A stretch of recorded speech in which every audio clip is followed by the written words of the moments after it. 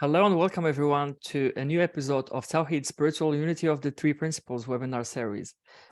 Today we have a special guest with us, Robina Kauser, and the topic is around marriage from the inside out in a Muslim world. Really glad to have you with us today, Ruby, and we couldn't think of a better person to come and talk about this topic. I'll just give a brief bio for people who doesn't know Ruby or Robina. Robina is the world's first inside-out marriage coach, helping unhappy Muslim wives to feel blissfully happy, experience effortless communication, and reconnect with their husbands again. Her primary aim is to help Muslim wives eliminate the barriers that are sabotaging their marriage and preventing them from having peace, happiness, and bliss in their marriage. Prior to being an inside-out coach, Ruby has over 20 years of experience working with Muslims and non-Muslims women experiencing domestic abuse and mental health issues. She's also a speaker, poet, a writer, and currently working on writing her book on marriage on the inside out for the Muslim community. What a blessing you are, Rubina. So good to have you with us. Thank you so much for that warm welcome. And I want to say a big hi to everybody who's here as well. It's great to see you all. Great to see you too. So Harry, you go first and share what you want to share around this topic. As you know, I'm not married yet, so I might share something to do with the human experience, but not anything to do with marriage yet. Well, that's interesting. As we all know, men and women have a challenge together, but everyone, a partner, not a sexual partner, a loving partner, is a very dear to everyone's heart. And whether we're successful or unsuccessful with it, it's something we know connects us to Allah or to God or the spirit within. And to share our reality with another human being is truly a treasure, especially when it works. And of course, the problem is when it doesn't work, it's the opposite of a treasure. It appears to be a big, the worst problem in the world type of thing. When we were coming on, Omar reminded me that Sid Banks actually, the reason where he had his spiritual insight, or the beginning of his spiritual insight, was when he was having trouble with his marriage. Now, it's interesting, he had this experience, and his wife was the first person to hear what he had to say, because at first she thought he was perhaps a little crazy talking about from the new perspective. But what basically happened with his wife was she recognized something was different, and they were visiting their mother-in-law, and they always fought when they went to the mother-in-law, and he was aware of it now. He had seen the pattern, and he was aware of the pattern, and he mentioned, they were traveling and they mentioned the mother-in-law, and she immediately says, and got angry. And he says, but I didn't say anything negative about her. And at that moment, she saw her negative thought pattern. And after that, you've never seen such a beautiful couple together. They were just so amazing. And they understood each other. The mother was the foundation of the family. Everyone thinks it was Sid, but it wasn't. It was Barb. But together, they worked together incredible. And she never wanted to talk in public. You know, you would think she would want it, but that was fine. And they traveled together. And Sid's foundation from the personal human perspective all came from his wife. And so together they created an example of how people, when they have this pure love together, and you got to remember, it's not easy for her to be with an enlightened man. That's a lot of energy. All of us had trouble with that.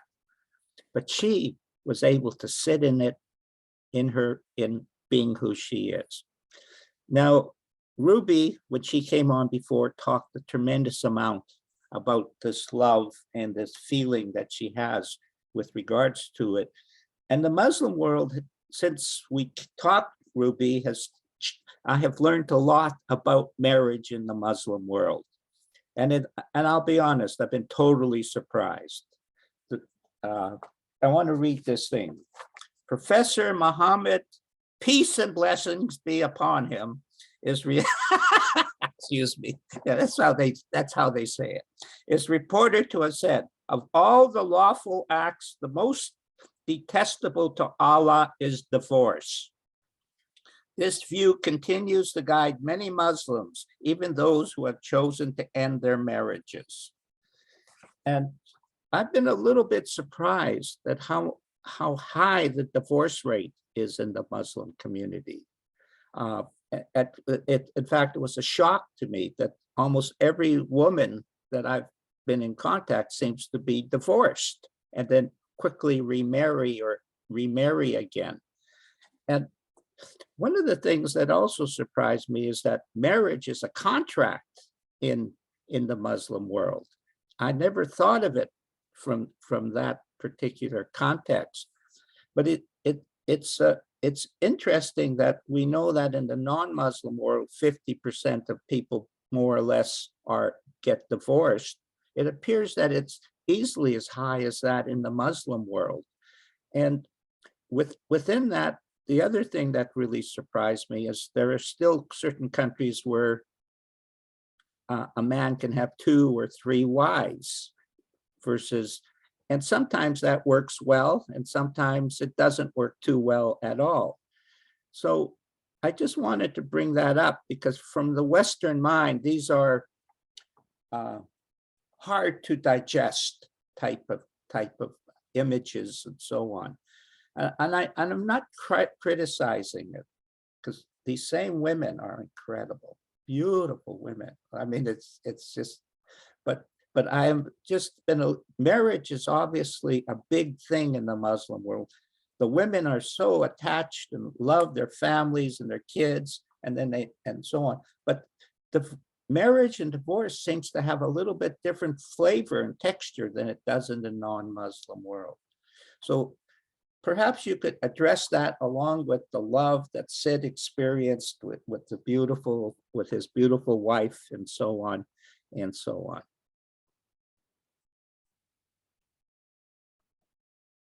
Yeah, I mean, there's a lot of things there. Where do I start? There is so many angles that you can take in marriage, whether it's 3 wives, 5 wives, the rate, the mother-in-laws, it goes on and on and on and on. But I think specifically what you've said about, start with the 2, 3 wives. Okay. I think now that's increasing, where more men are looking to have a second wife.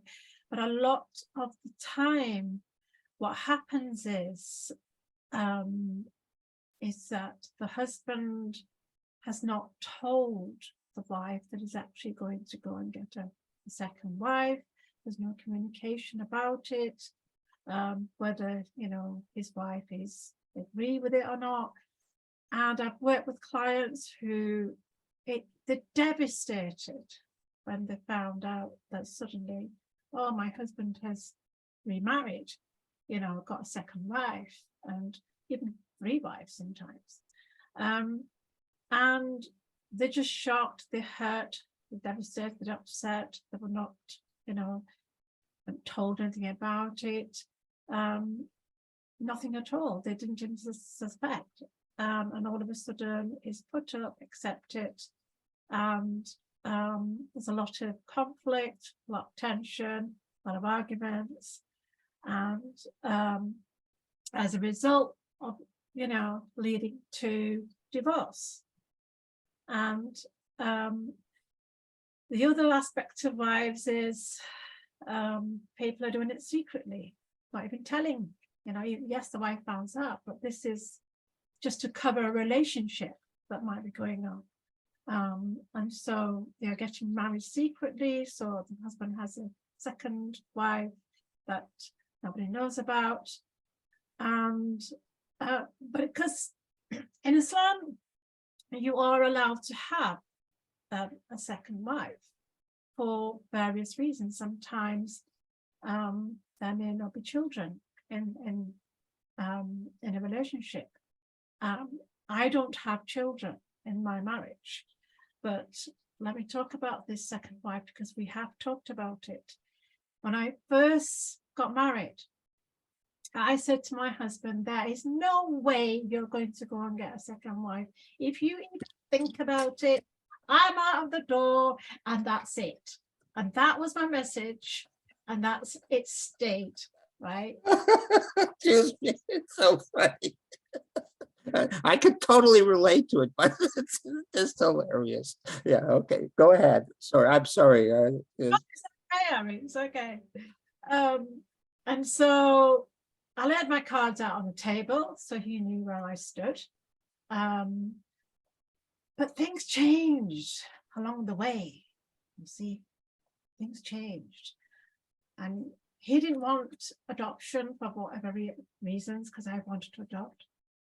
But then before the three principles and before my transformation, yeah, no way another wife is going to come into our relationship. However, times changed along the way, and he quietly just accepted what I said as well. And it was me who said, do you know what? If you want to go and get a second wife, then you feel free to go and get married second time. Because he wants children and whatnot, and I can't believe that I came to a point to be able to say that. And anybody who I share that with are shocked, and they can't believe it, and said, "What? No way, no way! Like, how can you even think about it?" But this is huge. This is absolutely huge, because ideally, it is a one-to-one, like husband and wife relationship. And there were reasons why our prophet, peace be upon him, married more than one wife. And there are, a lot of scriptures and books that talk about that, of the reasons why, which I won't go into because then it gets into Islamic debate, and I don't want to take it down that way. But we are, the husband is allowed to marry and have a second wife, all pending on, whether he can afford and provide for her and keep her, or, everything that goes with it. But most of the time, obviously, people don't want a second wife, but the husband does. And that's where the conflict is. But I know lots of other marriages where there are second wives, even three wives, there's 2 or 3 wives, and they're absolutely okay. They're absolutely sharing. There's so much love, there's sharing, there's just so much happiness. So, it can go either way, where there's conflict, divorce, or it's happiness and everybody's okay with it. My situation, my husband's not got a second wife yet, by the way. But I left that door open for him. So to me, if he wants to, then he can do. He's a lot younger than me, so if he wants to have a second wife and have children, that's fine. But yeah, that's that's the wife's bit. Any questions on that? Any thoughts on that? Can I share something just to clarify that, like it seems crazy for someone who doesn't know about Islam and the having 2 wife or 3 wife. It might sound crazy, but there are some rules, and there is this for a reason, for a good reason, and mostly not a selfish one. And as you said, there is conflict when the husband hides this from his wife. If the wife doesn't agree, that like he can't marry a second wife. The first wife has to agree with that, and he has to be able to afford for both wives to do this. And if he does so, like this is out of the Islamic perspective, or like the law in the religion. And this is really interesting because like there is always something for a reason, or this is how I see it. That like for some people it seems crazy, but like back in the days, people there were some vulnerable women that couldn't give birth or this and that, and they had to get married. And what about those people? And so this is why it's an option in this religion to have a second wife or a third wife, but not for just pure pleasure and desires and outward gains, or this illusory feelings just to fill your desires kind of stuff. Yeah. It feels like from a Western perspective, as a man, as an easy out for a man, rather than working in a relationship, because every relationship has tough moments, and in many cases, the working through of tough moments produces more love, more depth, more you respect the other person, because you've had to give up some of your own selfish ideas. But and when we incorporate the 3 principles, we are always looking for the positive message, the positive feeling that we're experiencing. When I listened to you, Ruby, I got the feeling that if a woman can be content within that feeling of what the man is suggesting, she's shown great courage and great wisdom. But it's knowing men the way I know men, this man, I see it as I see what you're saying, Omar. There is history and there's reasons for this particular thing. But in this modern world between men and women, where women are more or less becoming more or less equal to men, it feels that certain men of a certain level of consciousness might take advantage of that. Yeah, very much agree with that. The advantages, taking advantages, it's quite high. I think very few people are willing to sort of, come down to where I have come down to really, when you understand yourself, and it's all about giving, and I don't mean giving in terms of sacrificing yourself. I mean in terms of giving from the inner heart, and it's rather giving than receiving. So you reach a very high point in giving love for the sake of Allah, because that's what it's all about. Because this is ordained, this is available, this is possible, this is to help to keep harmony in the family, and this is what it's all about: harmony in the family, harmony in the marriage, harmony in the community, and everybody working together. And that's the whole point of it all. But doing it is very, very hard if one is not awake.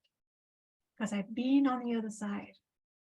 I've been where it was like the thought of it was like horrific. And you think, how is that possible? I could never do that. And then crossing completely over to the other side and say, whoa, there you go. There you go, my love. I'm okay. I'm absolutely okay. I'm happy. As long as I'm taken care of, as long as I'm provided for by my husband, I'm absolutely willing to give. And because it's my right to be protected and provided for by my husband. And in Islam, it's the husband who is a protector, he's a provider. So meaning that even if whatever happens, if I wasn't working or something happened to me, he's there for you, he's there for me. And that's the whole point. The role of a husband is very, very specific compared to the role of the wife. And so each has got a role, but they are both equal in the eyes of Allah. They're both equal. They're not high or low. But the actual roles are different. I don't have to give my money to my husband. I really don't. Anything that I earn, I don't give it to my husband. But if I choose, if I want to help out, if I think that, helping will giving will help us both, then I do that. But it's not a must for me. That's the difference in Islamic marriage, is that, for a Muslim couple, the wife doesn't have to work. If she sometimes is prevented from working, which is wrong. That's abuse, because she can work if she wants to, but she's not obliged to work, and she's not obliged to give any money to the in-laws or the mother-in-law or the husband. And that's where the big fights are. Where the wife is just controlled and abused by the in-laws sometimes, and that's a horrible path for a couple. So I don't know whether some of our non-Muslim friends know about financial deal. It's quite good. If I don't So how does a woman deal with, obviously when Muhammad was around, there were certain rules that made sense, but in this modern world, we have a few people from Sweden and Denmark here, and Denmark was the first country, I think, where the women became more emancipated in a very strong way, in Sweden.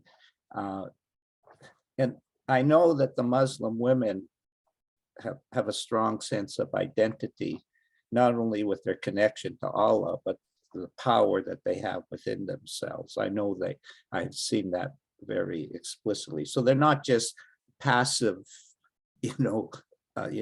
type of, it's not that type of thing. They are actually, in many ways, growing much faster than the men are, to be honest. We could look at this show here. We have two men, we're co-hosts, but there are no other men here.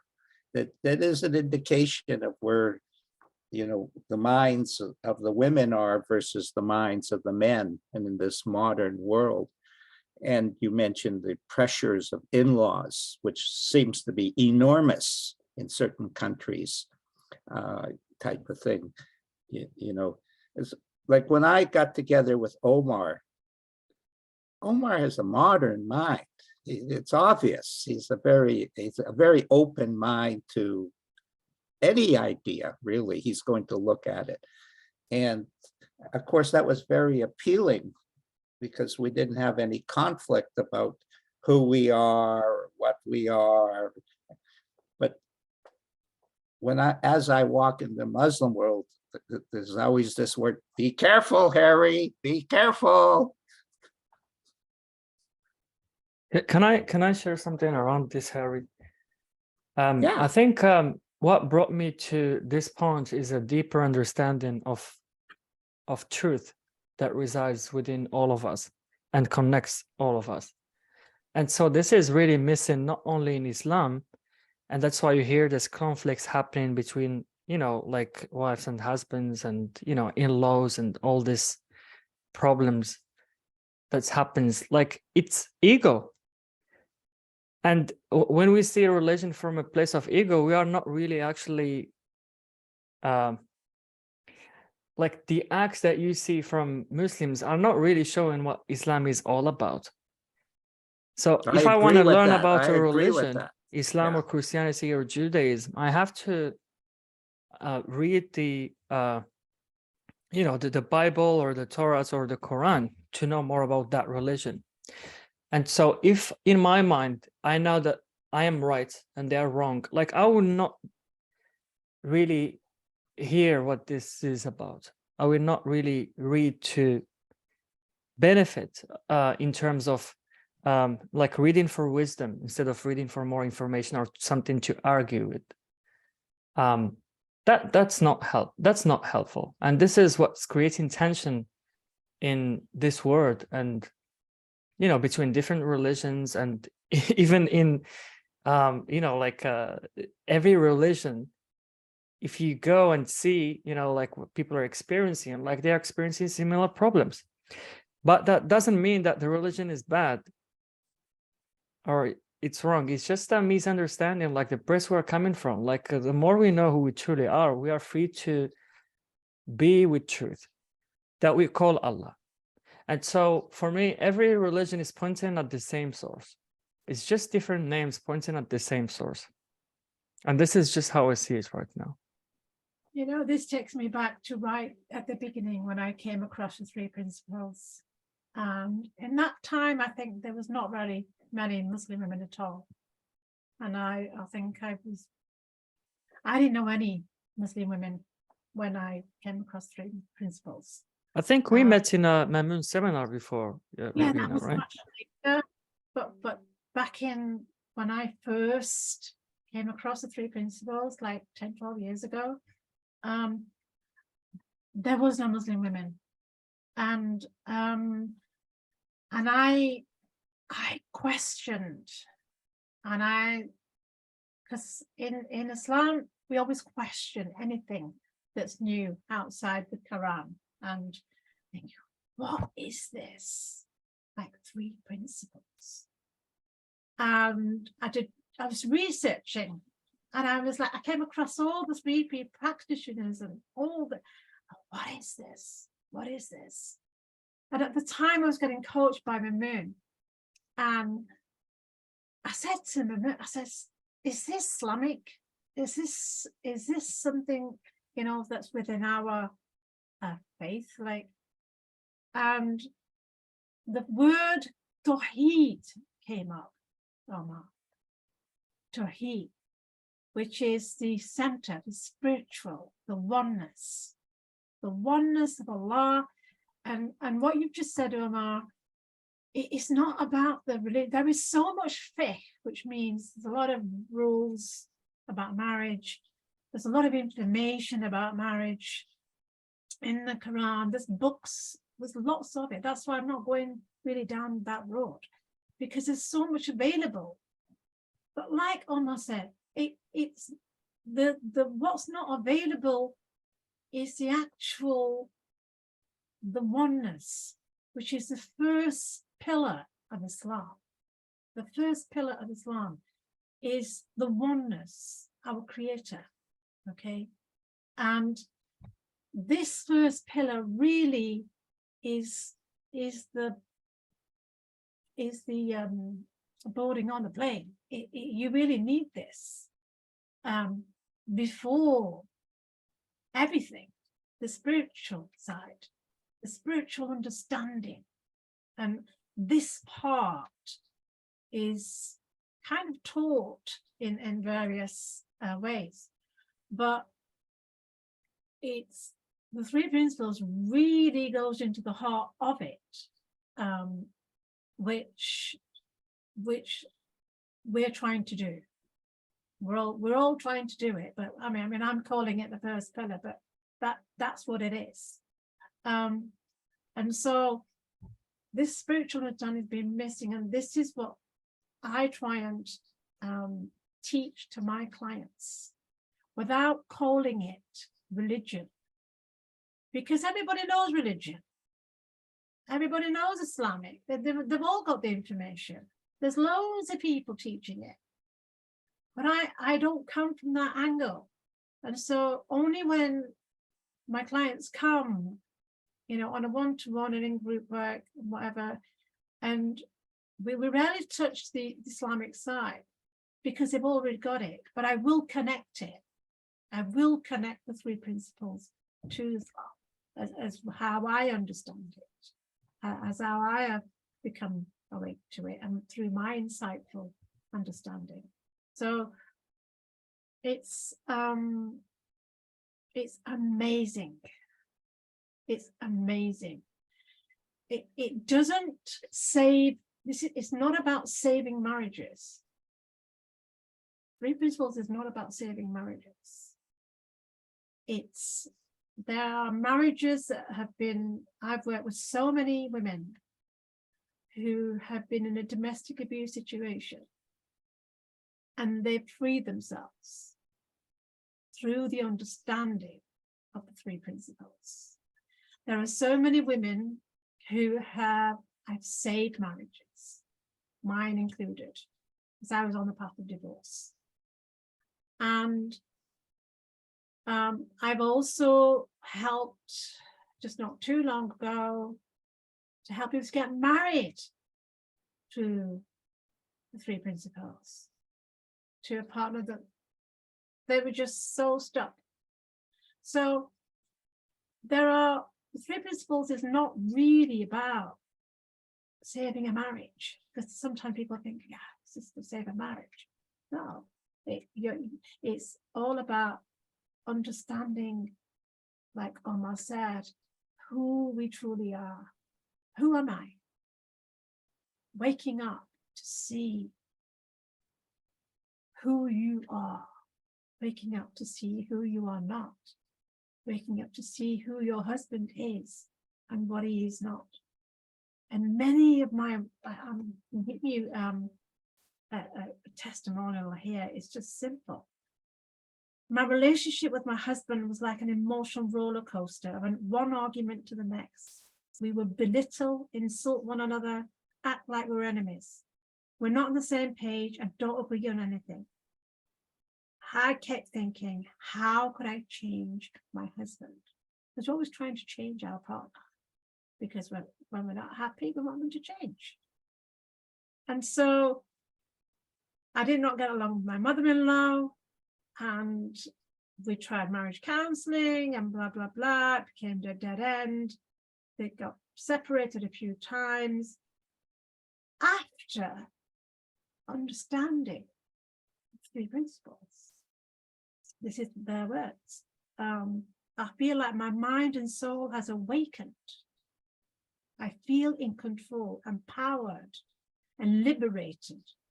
The difference in my marriage is literally night and day compared to what it was before. My husband and I now hardly argue, and our relationship is absolutely nothing compared to how it was before. My husband and I connected, in tune with one another. We are totally on the same page. I'm not going to go into too much. Goes on and on. But then she says that, Alhamdulillah, our marriage is peaceful. I thank Allah for showing me Ruby, and ultimately, all peace and happiness comes from Allah alone. That was the main piece at the end, that she knew that her happiness did not lie with her husband, where many people are failing, where I was failing. And then you think, oh, wrong direction, turn the other way. And so it's the divorce rate will keep on going. But the person who seeks truth, because there are a lot of people out there who are seeking, but then there are people who are not as well. And they're falling through the loop and down the divorce path, sadly. That's a powerful message, Ruby, that you expressed. It doesn't matter what the outside is, the three principles and the teachings of the Muslim faith is to find that feeling inside, that universal feeling connecting us to Allah and to the truth within. And you've really shown that. In fact, it's very powerful. You wouldn't think you have to look at the ugly to look at the beauty, but sometimes that's the reality we live in. Yeah, I mean, and they didn't have to change their husband. They didn't have to wait for him to change their behavior, because they've been doing that for years and years. And I even had, at the end of that, her sessions, the husband come on, because usually they don't. Usually they kind of keep in the back scenes. You bet. Yeah, I know that one. Yeah. It's amazing, because he came on, because I really want you to sort of, speak to my husband as well, like my transformation, and he also came on, and I was happy to see that them both who were just sharing each other's sort of joy in being together. And I thought, wow, this is real, this is truth, and truth shall set us free. We are already free, but we think we are not. And it's this freedom that people are seeking, that they don't realize they already are free. And that's that peace inside that they're searching for. And as soon as they've got it, that's it. They are transforming day to day. And then the husband's just like, whoa, wow, like, it's amazing. The relationship's just like a butterfly, just changing.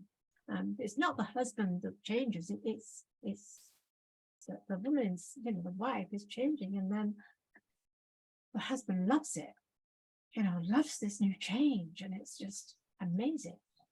And that's the evolving, the transformation. It's beautiful to watch, as the client's journey goes along. I love what I do. I absolutely love what I do.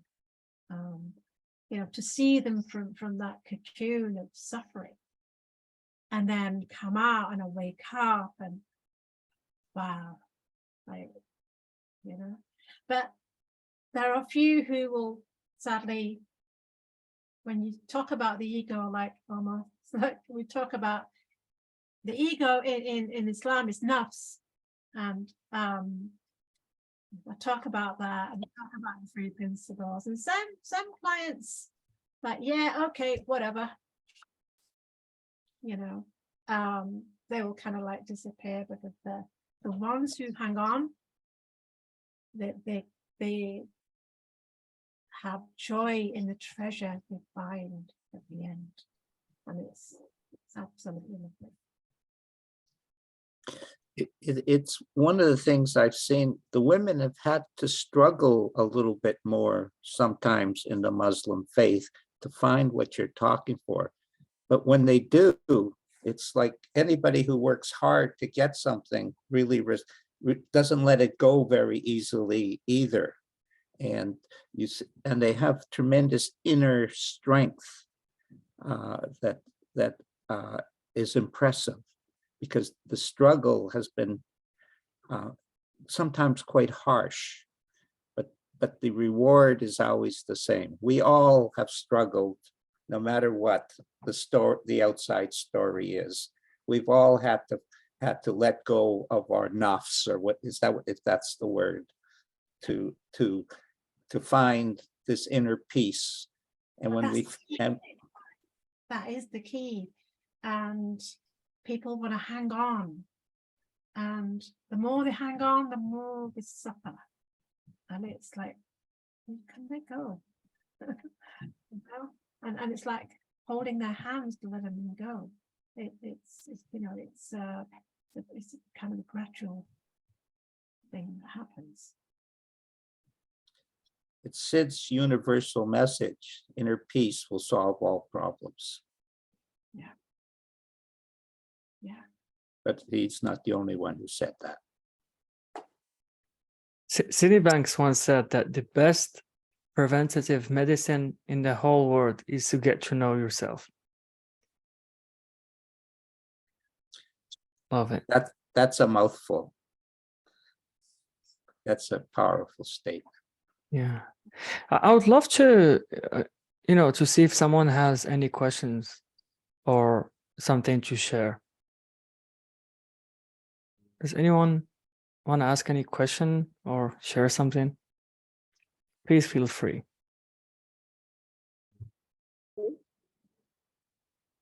If there's Hi, any Aisha. questions, I'd like to share something. Yeah. Sure. Yeah. Go ahead. I think a few years ago, I actually went on a call with Rubina. You might not remember, so I'll remember, because at that time, my marriage was going, you know, was rocky, and I was looking for counseling, but my husband didn't believe in it. So when I went, I was still trying to find a way that I could get us to have counseling. And I went on to Rubina, and she told me, then she said, you don't have to have it both. You can do it and it can still change. But then, you know, I was very skeptical. So it turned out that like I didn't, but I'm glad now, you know, I came to the 3 principles and I can see what she's saying, which is really true. Maybe I had to find it myself. So, you know, polygamy is the norm here, and I come from a polygamous home, and I am in a polygamous home now. My parents, in my first family, it was a very peaceful one, because it reflects what Islam is talking about in polygamy. My dad, maybe it might not have started that way, it started culturally, but there was a lot of fairness, there was a lot of communication, and I guess there was a lot of security, because my mom and my stepmom, even if they had problems, we never saw them, they resolved them. And, you know, even if something is hidden, you can feel the feeling. And so for mine, when it was rocky, eventually what happened was I reached a point of the self, because there are 3 levels of this self. There's the self, the lowest self, which is, it says, you know, something commanding itself to do wrong. There's the 2nd level, which is castigating itself. And then you have the highest level, which is the tranquil soul. And that's what we aim for. So in, you know, when I recognize something Maya said here, see who you are and see who your husband is. So I recognize that just as a woman, I do not want to have a co-wife. My husband is, you know, the religion allows him to have, and he has access. And I know that some of the things he wants, such as maybe his children, growing up together, being together, the other wives too, all wanting the same thing I have, even though they came after me. So seeing that and growing, like in my growth in myself, at some point it was very difficult, but you know, my prayer was, okay, I want to feel like the only wife, and I pray for the other wives to feel like the only wives too. And because it's also a contract right from the beginning, I think unlike Yai and Rubina, I recognize that or maybe not recognized. What I said to myself was that this might be inevitable. He's going to have another wife, but I am staying within my rights to say, I want my house, my children are my children. And I don't want any outside influence.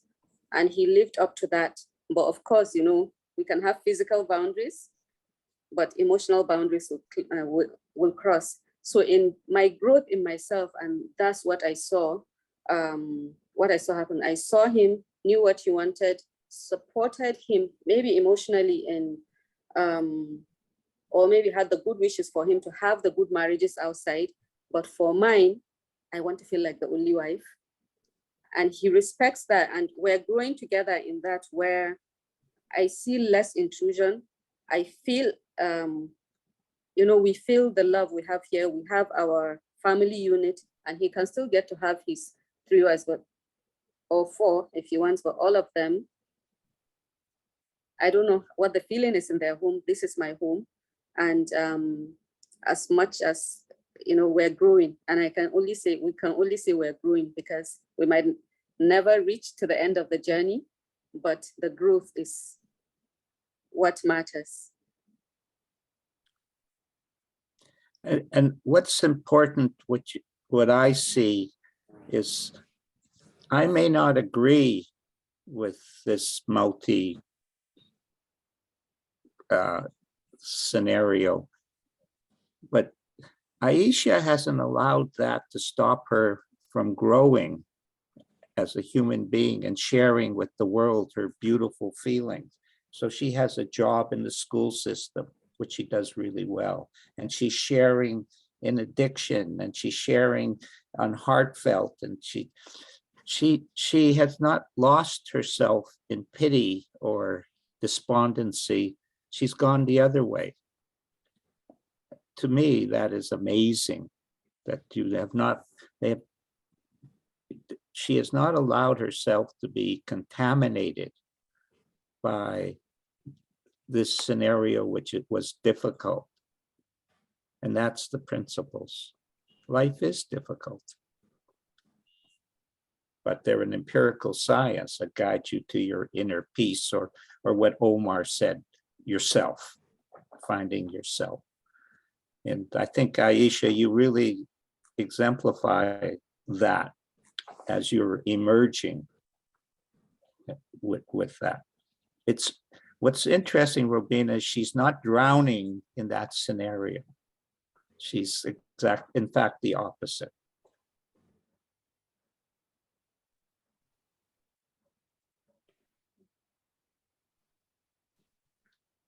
I'd like to Maya share has a something. question.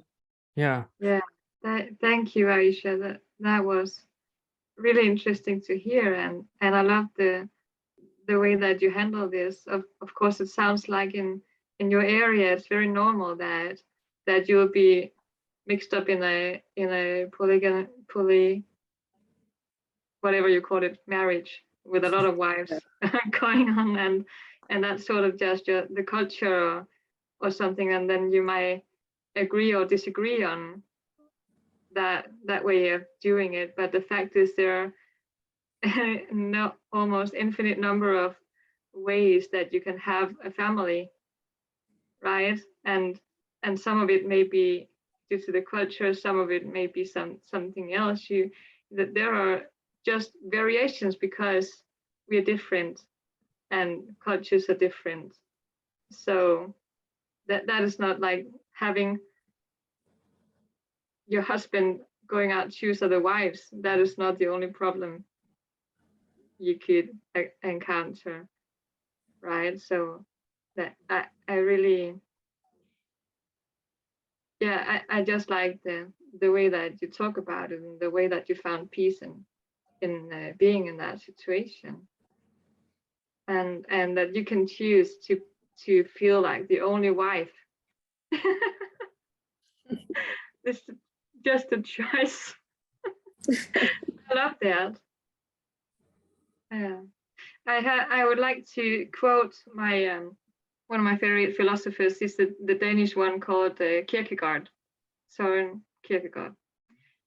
One of his famous quotes is, Marry and you will regret it. Don't marry, you will also regret it. Marry or don't marry, you will regret it either way. So he's a kind of a dilemma philosopher. And this dilemma, it seems like your choices will that whatever you choose will make you happy or not. And if you look at it from the outside, this would be a dilemma. But if you look at it from another perspective, it will be different. So the way it looks, if you marry somebody and you're looking for happiness from that person that you're marrying, you'll get disappointed because happiness is not coming from that person. It's coming from within, from mind, from Allah. Right? And if you look for it on the outside, you won't find it. So if you marry and then get disappointed and then you decide to, oh, I should rather not marry, then you get a divorce and then you find that happiness isn't there either. And you get disappointed, right? So we come back to that, seeing who you are and seeing where happiness is coming from is where you find your peace and where you can start to live a happy life, married or not married, or how many husbands or wives you have. Yeah, thank you. You know, just to say that point on that, every relationship will come to an end. Every relationship will come to an end. Doesn't matter whether it's you going to go first or they're going to go first. It's all going to come to an end. So if we are hanging on to someone to live our life, we're going to be very disappointed in the end. Doesn't mean that we will miss them or we'll, you know, we will, of course we will. But I have experienced quite a lot of pain in my life, hanging on to somebody. And you can call it addiction, attachment, same words. And so if you are kind of waiting, it's like a waiting, you know, sort of, yeah, waiting for the partner, you know, my husband to make me happy. Boy, that's going to be painful when the relationship ends. But when you can find happiness long before the relationship ends, doesn't mean to say you won't be upset or sad or whatever, but you're not going to suffer. That's the difference. There's a difference between suffering and living. They're two different things. So yeah, just wanted to make that point.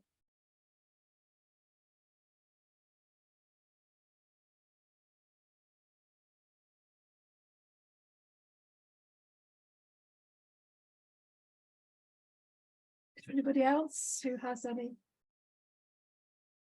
thoughts or any questions?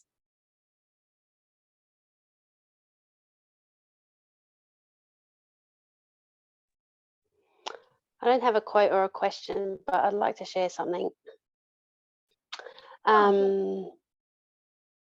So what I found is when I found true happiness, like I think, you know, with this understanding, you go deeper in the levels of deeper levels of knowing yourself, and where you don't realize there's still those love letters that haven't been answered yet or read yet. Read yet is probably the better word.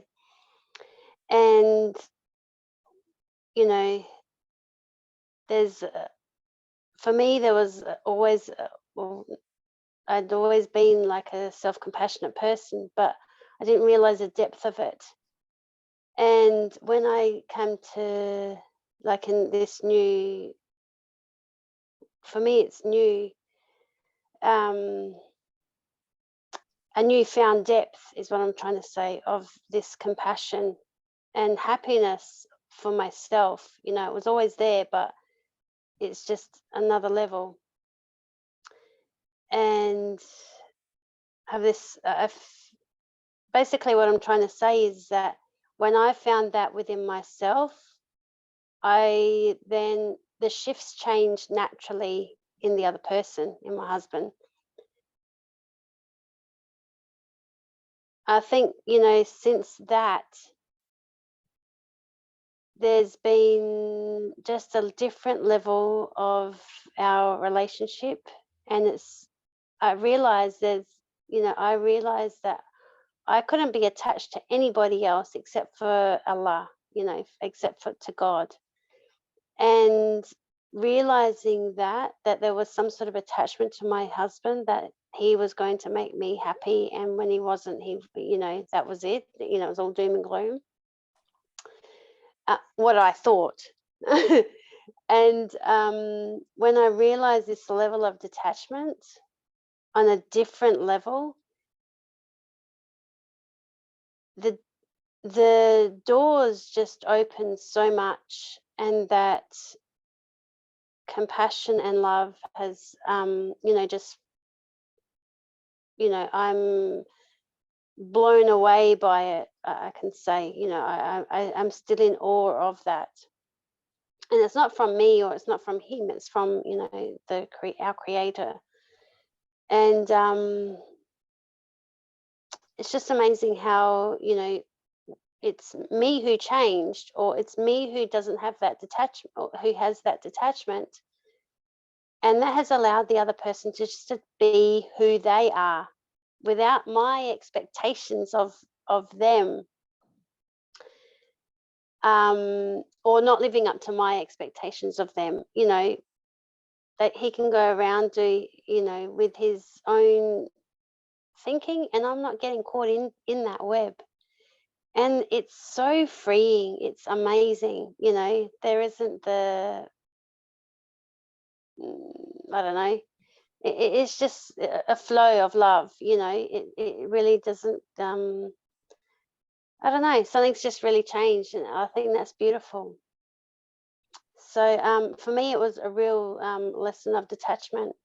I'm not sure about him, and it doesn't really matter what he thinks. Like, I don't really, you know, I'm not attached to whatever his thinking is, but I definitely know mine is a detachment. Like, I'm still very connected, but not attached. And there's a huge difference there, what I found in any case. And that in itself, yeah, I think is freeing, you know, having that connection, but not attached.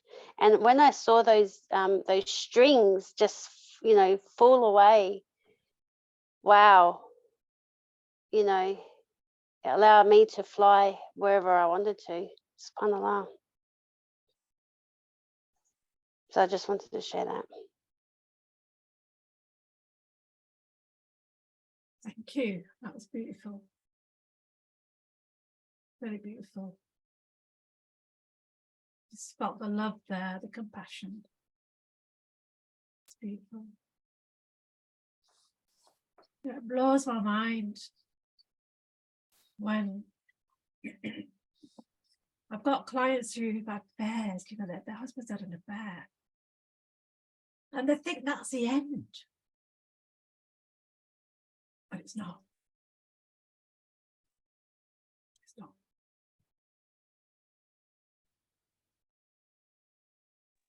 I think when you hold on to hope as well, that helps with, you know, there's that hope, and so you don't lose sight of that, you know. And it might be a struggle, like, you know, for me it was definitely a struggle, but there was always the hope. And I always knew, like, you know, my intuition just knew, And it can be confusing at times too. But I guess that confusion is our ego wanting it to be a certain way, you know, have a certain outcome. Just let go of that. It comes very clear as to what is needed to, you know, which way to dance, let's say. It's not, it's to question yourself is part of who we are. So actually it is part of ego, because we know all noise is ego, but on another level, it is actually very healthy, because your own, when you're clear, you have clarity, your senses tell you, no, I'm not buying into that one. I'm going straight towards what my intuition is telling me.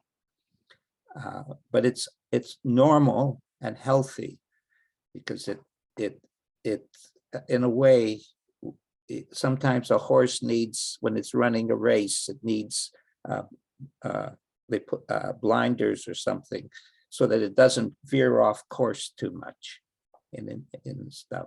So it's not unhealthy and natural, because we are inquisitive.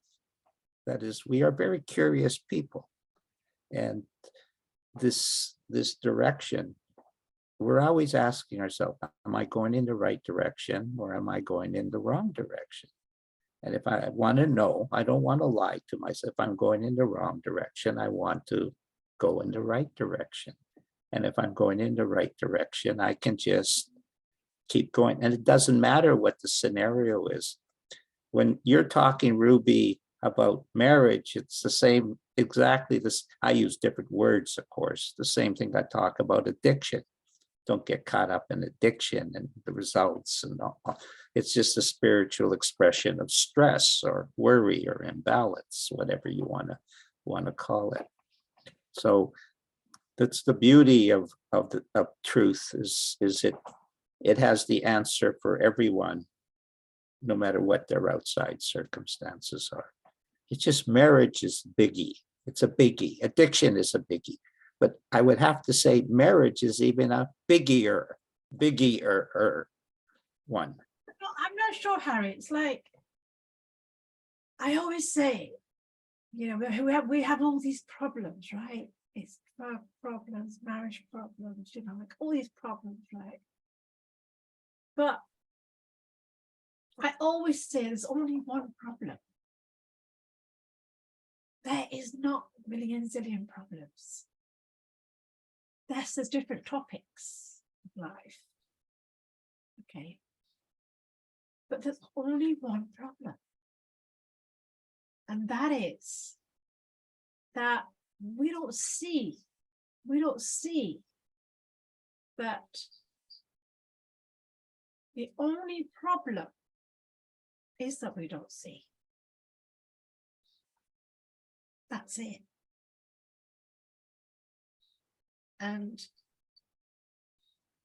sometimes when you are shown it, well, you don't want to see it. Because ego, whatever is there, we don't want to see it. People are showing you, they know. But you don't want to see it. That's why Sydney Banks will say, well, we have a choice, there's a free will. He always used to say there's a free will. And to me, that means, well, we have a free will as well to look the other way. There's only two ways. One's an illusion, the other's truth. So you take the illusion away, there's only truth. So there is really no problems. It's the problem in itself is an illusion. But we don't see the illusion. So it's all about this seeing. That's it. There's no drug problem, there's no marriage problem. All those gets just sorted out. There's only one problem in the world. And that is we don't see that we are living an illusion. And that, when I saw that all those years ago, I thought, whoa, that's not the problem. And that's why I wanted to wake up everybody else. Like, come on, wake up. But you can't make anybody wake up. You can only show them the door, but they have to be able to walk in themselves. Can't do any more than that. Got to show the door. Not make anybody go in it. And that's what we're all doing. It's beautiful.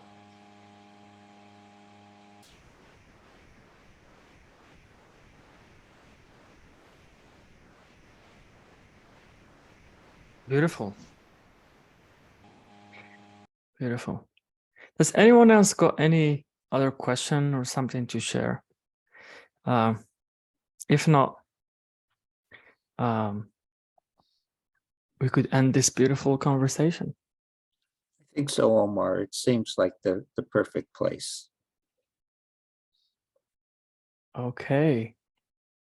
All right. Well, thank you, Ruby, for joining us today. And I know you were a bit sick or very unwell, and you've managed to show up today and share with us your wisdom. I appreciate that. And we were wishing you a quick recovery. I know you're still ill, but you did well. We didn't even notice that you're ill. So thank you very much for coming on and sharing with that your wisdom. And I hope it shed light on like the beauty of knowing our true self and how this help us to live a joyful, happy life with our partners and kids and family and loved ones and people.